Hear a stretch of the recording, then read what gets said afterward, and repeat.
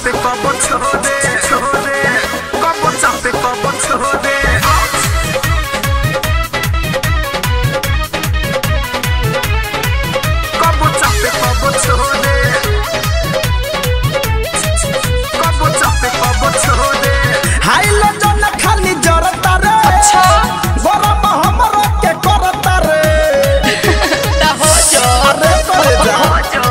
हाय लो जन खाली जरता रे अच्छा गरम हमरो के करता रे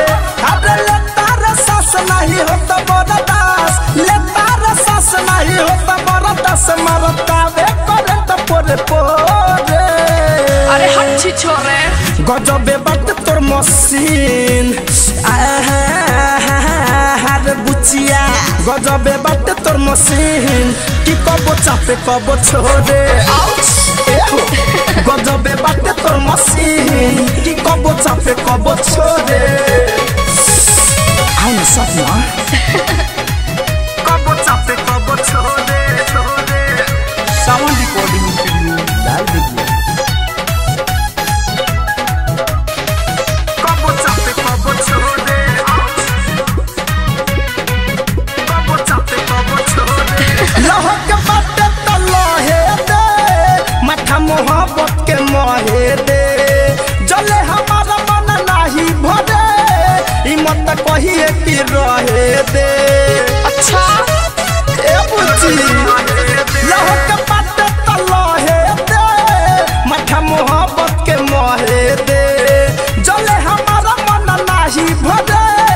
ई मत कहिए कि रहे दे भोरी के बाजा न देता रे माजा भोरी के बाजा न देता रे माजा लगता रे पवन झकझोरे अरे हच्छी छोरे गजबे बात तोर मशीन हाँ गजबे बात तोर मशीन कि कबो चापे कबो छोड़े गजबे बात तोर मशीन कि कबो चापे कबो छोड़े कबो चापे कबो छोड़े